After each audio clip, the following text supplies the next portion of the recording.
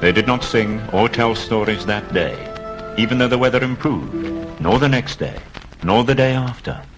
They had begun to feel that danger was not far away on either side. One morning, fording a river at a wide, shallow place, they saw that the great mountains had marched down very near to them. "Is that the mountain?" asked Bilbo in a solemn voice. Of course not, said Balin.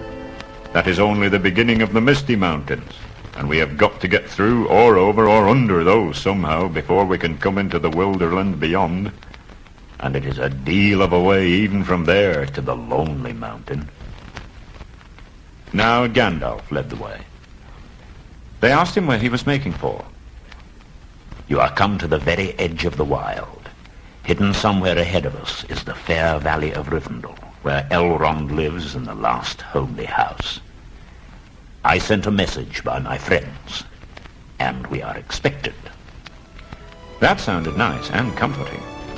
But they had not got there yet, and it was not as easy as it sounds to find the last homely house west of the mountains.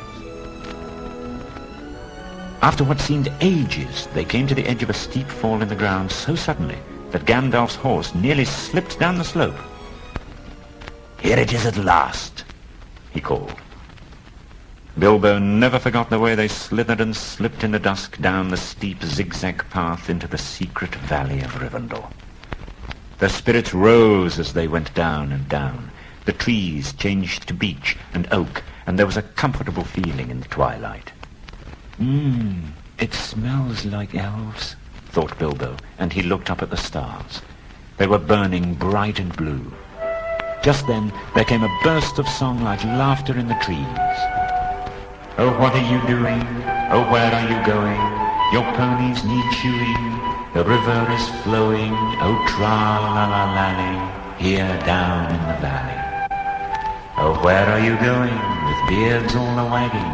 No knowing, what brings Mr. Baggins and Balin and Dwalin down into the valley in June?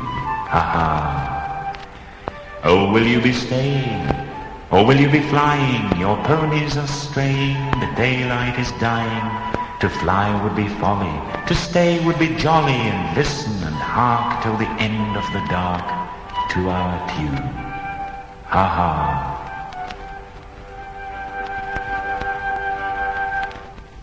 They were elves, of course.